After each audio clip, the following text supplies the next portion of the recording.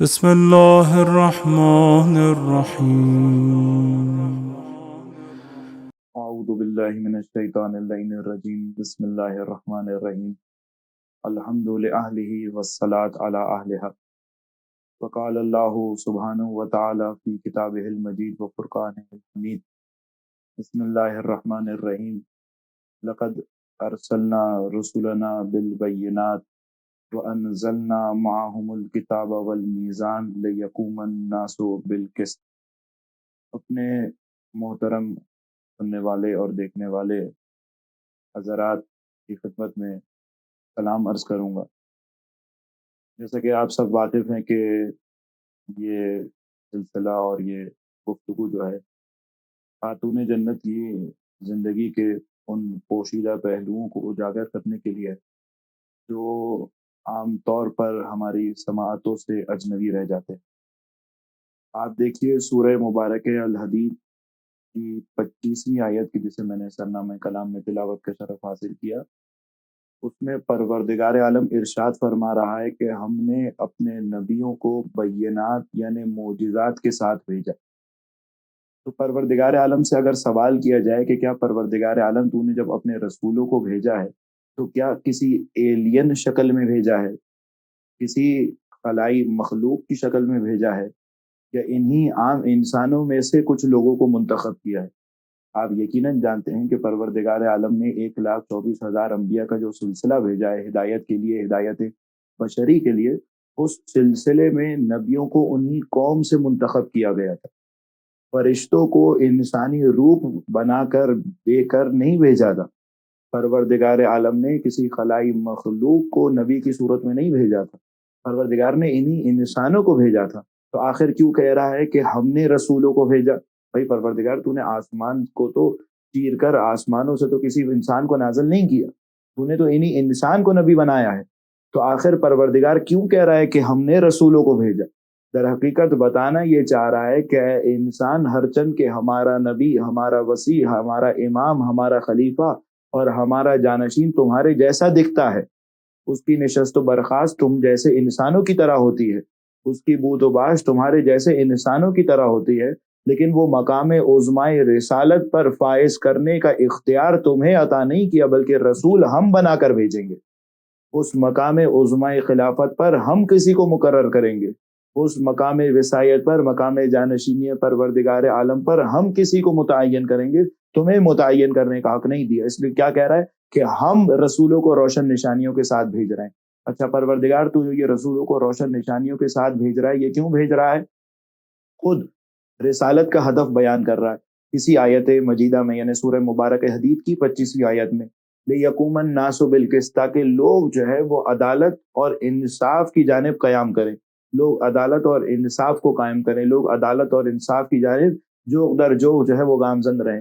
تو آپ آخر اگر تاریخ کا ذرا جائزہ لیجئے تو جناب صدیقہ کی ان مصائب کے ایام میں جو سب سے بڑی مصیبت ڈھائی گئی ہے، ہرچند کہ بیوی کی جو بھی مصیبت ہے وہ اس خلائق پر، وہ مخلوقات پر ملکوت کے لیے عظیم مصیبت ہے، لیکن وہ مصیبت کہ جس نے خود خاتون جنت کو پریشان اور کرب میں مبتلا کر دیا، جس نے خود خاتون جنت کو مضطرب کر دیا، جس نے وہ مصیبت کہ جس نے خاندان اہل بیت کے لیے سب سے بڑی مصیبت قرار پائی، وہ کیا تھی؟ وہ مصیبت یہ تھی کہ پروردگار عالم نے یعنی خالق کائنات نے خالق اور مخلوق کے درمیان جس حلقے کو قرار دیا تھا، جس اتصال کو قرار دیا تھا، آج کے دنوں میں رسول کی رحلت کے بعد اس اتصال کو منہدم کر دیا گیا۔ ہرچند کے باغ فدق چھیننا بھی کوئی معمولی مصیبت نہیں تھی۔ آپ دیکھیے باغ فدق کی اگر تاریخی سیر میں ذرا اجمالی طور پر بیان کروں، باغ فدق رسول اللہ کے زمانے میں خیبر میں جو یہودیوں کا سب سے بڑا گڑھ تھا، اس کے بعد جو یہودیوں کا سب سے بڑا ٹھکانہ سمجھا جاتا تھا وہ فدق سمجھا جاتا تھا۔ مدینے سے تقریباً 140 کلومیٹر کی مسافت پر ایک سرسبز علاقہ، خوشگوار علاقہ، اچھے موسم کا، اچھی آب و ہوا کا علاقہ، وہاں پر یقیناً جو کہ آب و ہوا اچھی تھی، پانی کے ذخائر موجود تھے، سبزہ تھا، کھلیان تھا۔ تو اب ایسے مقام پر جب یہودیوں نے دیکھا کہ بھئی خیبر پہ تو اسلام کی لشکر کو جو ہے وہ کامیابی نصیب ہو گئی ہے، تو انہوں نے رسول اللہ سے مصالحت کرنے کے لیے کہا کہ فدق کا اس علاقے کا، اس منطقے کا ایک حصہ جو ہے وہ آپ تحفے کے طور پر قبول کر لیجئے، نتیجتاً آپ جو ہے وہ ہم سے جنگ مت کیجیے۔ رسول اللہ نے اس بات پہ رضایت کی، اور رسول اللہ کا جو وہ باغ ملا، جو فدق کا حصہ ملا، تو چونکہ بغیر جنگ کے ملا تھا، بغیر قتل و غارت کے ملا تھا، بغیر فتوحات اور جہاد کے ملا تھا، تو وہ حصہ، وہ مال غنیمت جو رسول اللہ کو، بغیر جو اسلام کو، مسلمین کو، جو بغیر جنگ کے ملے، جو بغیر جہاد کے ملے، وہ حصہ خالصہ ہوتا ہے رسول اللہ کے لیے۔ تو چونکہ وہ حصہ وہ باغ جو ہے وہ خالصہ تھا رسول اللہ کے لیے، تو نتیجتاً رسول اللہ نے پروردگار عالم کے حکم پر وہ باغ اپنی حیات میں خاتون جنت کو ہدیہ کر دیا۔ خلافت شروع ہوئی، اس باغ کو غصب کر لیا گیا، یہاں تک کہ 100 ہجری کے قریب جو ہے وہ عمر ابن عبد العزیز جو اموی بادشاہ تھا، چونکہ اس کی سیاست جو تھی وہ خاندان اہل بیت کی نسبت تھوڑی نرمی پر برتی، اس نے نرمی برتی تھی اپنی سیاست میں، اس لیے اس نے وہ باغ جو ہے وہ اہل بیت کو واپس لوٹا دیا۔ پھر اس کے بعد اگلا حاکم یزید ابن عبد الملک بنا، اس نے باغ فدق کو واپس غصب کر لیا۔ پھر اس کے بعد بنی امیہ کا خاتمہ ہوا، بنی عباس آئے، بنی عباس نے آتے ہی جو پہلا بادشاہ آیا، ابتدا اوائل میں جو بادشاہ آیا ابو العباس صفا، اس نے وہ باغ جو ہے، باغ فدق جو ہے وہ دوبارہ خاندان اہل بیت کو ہدیہ کر دیا، دوبارہ ان کا حق انہیں لوٹا دیا۔ اس کے بعد ابو جعفر منصور دوانکی آیا، اس نے وہ باغ واپس غصب کر لیا۔ اس کے بعد مہدی عباسی آیا، اس نے وہ باغ واپس حق لوٹا دیا۔ اس کے بعد ہادی عباسی آیا، اس نے وہ باغ واپس لے لیا۔ ہارون الرشید نے وہ باغ غصب شدہ حالت میں ہی رکھا، یہاں تک کہ مامون الرشید کا زمانہ آیا، تو مامون الرشید نے وہ باغ، جس طریقے سے ابو العباس صفا نے وہ باغ آل حسن کو دیا تھا، اسی طریقے سے مامون الرشید نے وہ باغ جو ہے وہ جناب زید شہید کی اولادوں کو دے دیا۔ اس کے بعد متوکل کا زمانہ آیا، متوکل نے اپنے بغض اور اپنے اناد کی وجہ سے جو خاندان عصمت و طہارت کی نسبت وہ رکھتا تھا، وہ باغ واپس غصب کر لیا۔ اس کے بعد منتصر کا زمانہ آیا، اس نے وہ باغ واپس لوٹا دیا۔ اب آپ دیکھیے کہ یہ باغ فدق جو ہر چند کے بہت بڑی مصیبت ہے، جو ہر چند کے معمولی غم اور اندو کی کہانی نہیں ہے، داستان نہیں ہے، لیکن یہ اب اقتصادی حیثیت سے بڑھ کر اس نے سیاسی رخ اپنا لیا ہے۔ جو بھی برسر اقتدار آتا تھا، اگر اسے خاندان عصمت و طہارت کی نسبت نرم گوشہ رکھنا ہوتا تو اس بات کی علامت کیا تھی؟ اس بات کی علامت یہ تھی کہ وہ باغ فدق کو واپس لوٹا دیتا، اور اگر اس نے خاندان عصمت و طہارت کی نسبت سیاست کو سخت رکھنا ہوتا تو اس بات کی علامت کیا تھی؟ اس بات کی علامت یہ تھی کہ وہ فدق کو واپس لے لیتا۔ اب بات یہ ہے کہ آخر خاتون جنت، وہ خاتون جنت کے جس کے گھر کا روزگار جو ہے، جس کے گھر کی معاش جو ہے وہ فدق کے کھجور کے درختوں سے نہیں چل رہی، وہ فدق کے محصول سے نہیں چل رہی، اس لیے کیونکہ یہ خاندان تو وہ خاندان ہے کہ پروردگار عالم کے لطف و عنایت سے جب ان کے پاس زمین کا رزق تنگ ہو جائے تو پروردگار آسمان سے ان کے لیے رزق نازل کر رہا ہے۔ تو آخر کیا وجہ ہے کہ یہ خاتون جنت فدق کو مانگنے کے لیے جا رہی ہیں، اپنے حق فدق کے مطالبے کے لیے جا رہی ہیں؟ کیا ان کے پاس زمین و آسمان کے ذخائر کم ہو گئے ہیں؟ کیا ان کے پاس ملکوت کی کنجیاں ختم ہو گئی ہیں؟ کیا ان کے پاس جنت کے خزانے کم ہو گئے ہیں؟ کیا ان کے پاس زمین کا پانی تنگ ہو گیا ہے؟ ان کے پاس تو کوئی مسئلہ نہیں ہے، یہ تو پروردگار عالم کی مشیت سے صاحبان کرامت ہیں، جب چاہیں جو چاہیں حاصل کر لیں۔ آخر کیا وجہ ہے کہ بی بی جو ہے وہ فدق مانگنے کے لیے جا رہی ہے؟ تو اس کا جواب ابن ابو الحدید معتزلی جو کہ شارح نہج البلاغہ ہے، ایک مرتبہ اپنے استاد سے پوچھتا ہے کہ استاد مجھے یہ بتائیے کہ فدق جو ہے وہ خاتون جنت کا حق تھا؟ اس کا استاد کہتا ہے بالکل حق تھا۔ تو وہ کہتا ہے کہ آخر شہزادی جو ہے وہ فدق جب مانگنے کے لیے گئیں تو حاکم وقت نے فدق لوٹا کیوں نہیں دیا؟ کیا فدق دے دینے سے کیا اس کی دولت میں کمی آ جاتی؟ کیا فدق لوٹا دینے سے امت مسلمہ کا جو عریض اور طویل رقبہ تھا، کیا اس رقبے میں کمی واقع ہو جاتی؟ تو اس کا استاد کہتا ہے، ابن ابی الحدید کا استاد کہتا ہے کہ مسئلہ یہ تھا کہ اگر خاتون جنت آج جب فدق کا مطالبہ کرنے کے لیے آئی تھی، اگر انہیں فدق لوٹا دیا جاتا تو کل وہ خلافت مانگنے کے لیے آ جاتی، نتیجتاً خلافت لوٹانی پڑتی۔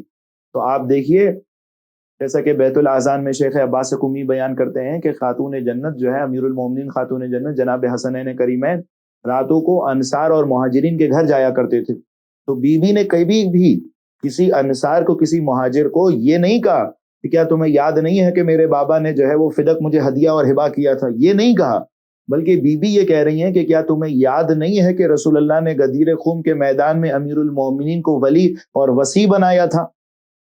یعنی بی بی فدق کو فدق کے لیے مانگنے کے لیے نہیں جا رہی، بلکہ فدق کو اس لیے مانگنے کے لیے جا رہی ہیں تاکہ اس کے بعد خلافت کو مانگا جا سکے۔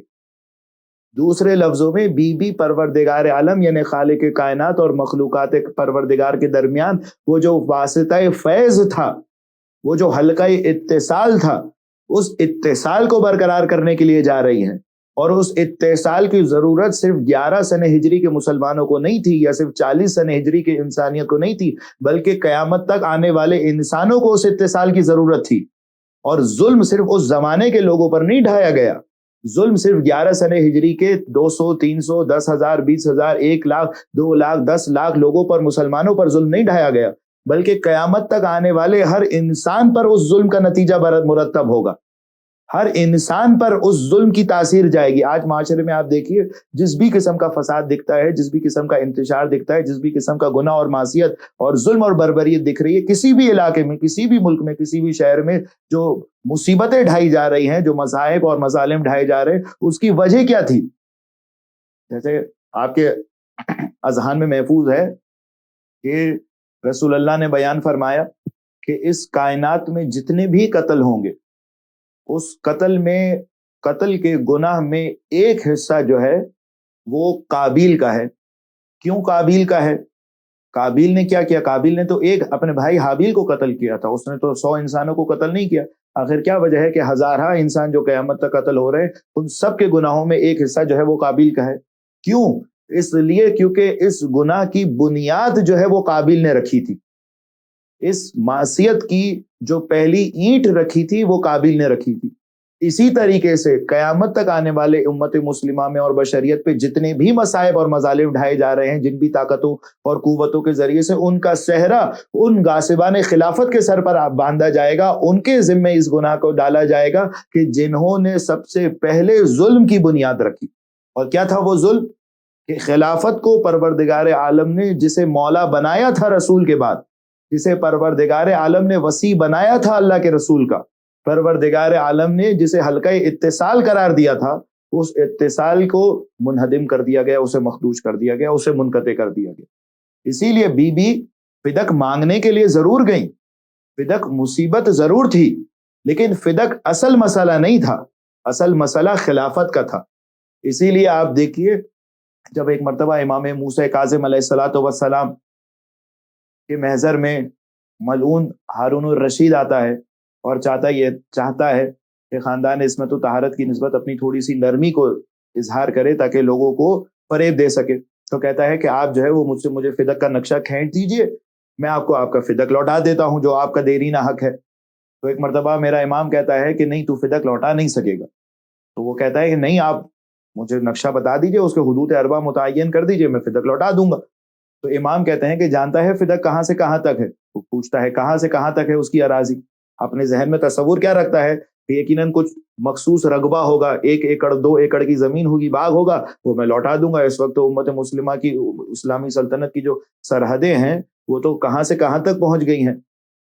تو امام کہتے ہیں کہ میری جو دادی کا جو حق تھا فدق، اس کی ایک سرحد عدن یعنی یمن کے پاس ہے، ایک سرحد شامات کے پاس ہے، ایک سرحد خراسان کے پاس ہے۔ اب ایک مرتبہ جیسے جیسے امام کہتے جاتے ہیں، وہ تل ملا کے مضطرب ہو کے پریشان ہو کے کہتا ہے کہ یہ تو میری پوری حکومت آپ مجھ سے مانگ رہے ہیں، اس سے کیا امام بتانا چاہ رہے ہیں؟ بتانا یہ چاہ رہے ہیں کہ ہمیں فدق کے باغ سے کوئی خاص انسیت نہیں ہے، ہمیں فدق کی کھجوروں سے کوئی خاص لگاؤ نہیں ہے، اصل مسئلہ ہم فدق اس لیے مانگ رہے تھے تاکہ ہمیں خلافت مل جائے۔ اور اب یہ بھی بات سنتے چلے جائیے تاکہ سوء تفاہم نہ ہو جائے کہ آپ ممکن ہے کسی کے ذہن میں یہ سوال آئے کہ بھئی اگر یہ خلافت مانگنے کے لیے، اقتدار مانگنے کے لیے آئے تھے تو ان میں اور دوسروں میں فرق کیا رہ گیا؟ دوسرے بھی تلوار کے بلبوتے پر خلافت اور اقتدار کو لے رہے تھے، یہ بھی اقتدار کو مانگ رہے ہیں۔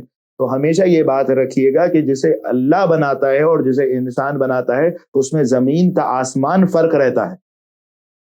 فرق یہ رہتا ہے کہ جسے انسان بناتا ہے اپنا رہنما، جسے انسان اپنا حاکم بناتا ہے، وہ تلوار کے بلبوتے پر، وہ طاقت کے بلبوتے پر، وہ اپنی قوت بازو کے بلبوتے پر، وہ لشکر کے بلبوتے پر لوگوں کے سروں پر حکومت کرنا چاہتا ہے، جبکہ اللہ جسے حاکم بناتا ہے وہ لوگوں کو سروں پر حکومت کرنا نہیں چاہتا بلکہ لوگوں کے دلوں پر حکومت کرنا چاہتا ہے۔ یہی وجہ ہے کہ مسلسل ائمہ اپنا حق مانگنے کے لیے، خلافت مانگنے کے لیے اتمام حجت کرتے رہے، لیکن جب خلافت نہیں ملی تو انہوں نے کسی بیک ڈور سیاست کو استعمال نہیں کیا، انہوں نے کسی تلوار کے ذریعے سے، انہوں نے کسی طاقت کے ذریعے سے، انہوں نے کسی غیر مہذب طریقے سے اپنی خلافت کو لوگوں پر مسلط کرنا نہیں چاہا۔ یہی وجہ ہے کہ جب چوتھی خلافت، آخری بات اختتام کے طور پر، کہ جب چوتھی خلافت کی پیشکش امیر کائنات کو ہوئی تو امیر کائنات نے کیا کہا؟ امیر کائنات نے کہا کہ بجائے یہ کہ تم میری حکومت کو قبول کرو، اس سے بہتر یہ ہے کہ تم میری وزارت کو قبول کر لو۔ بجائے یہ کہ میں تمہارا حاکم بنوں، اس سے بہتر یہ ہے کہ میں تمہارا وزیر اور مشاور بن جاؤں۔ کیوں میرا مولا یہ کہہ رہا ہے؟ میرا مولا یہ اس لیے کہہ رہا ہے کیونکہ امام جانتے ہیں کہ اس وقت ان کے سروں کی حکومت تو مجھے مل جائے گی لیکن شاید ان کے دلوں کی حکومت مجھے نہ مل سکے۔ یہی وجہ ہوئی کہ جیسے ہی امیر المومنین کو اقتدار ملا، چونکہ دل امیر المومنین کے ساتھ نہیں تھے، نمازیں تو امیر کائنات کے پیچھے پڑھنا چاہتے تھے لیکن دسترخوان امیر شام کا پسند تھا۔ یہی وجہ ہے کہ امیر المومنین 3.5 سال کی جو حکومت انہوں نے کی، اس میں بڑا حصہ جو ہے وہ جنگ میں امیر المومنین کا صرف ہوا۔ تو آپ خلاصے کے طور پر کہ امیر شہزادی کائنات جو فدق مانگنے کے لیے گئی تھی، اصل مسئلہ خلافت کا تھا، اور صاحبان جور اور غصب نے فدق کو غصب کیا ہی اسی لیے تھا تاکہ مسئلہ اور الجھن جو ہے وہ ہمیشہ فدق میں ہی الجھتی رہے اور بات جو ہے وہ خلافت تک نہ آ سکے۔ اور خلافت کو چونکہ غصب کیا تو ظلم جو ہے وہ صرف اس زمانے کے لوگوں پر نہیں ڈھایا گیا بلکہ بشریت جب تک آ رہی ہے قیامت تک تمام تر انسانوں کے پر جو ظلم ہو رہا ہے اور جو ظلم ہوگا، پروردگار عالم سے دعا گو ہیں کہ اپنے آخری حجت کو، اپنے آخری وارث کو بھیجے۔ جب تک ظلم ہوتا رہے گا اس سب کا قصوروار اور ذمہ دار وہ افراد ہوں گے کہ جنہوں نے ظلم کی پہلی اینٹ اور پہلی بنیاد کو رکھا۔ وما علینا الا البلاغ المبین۔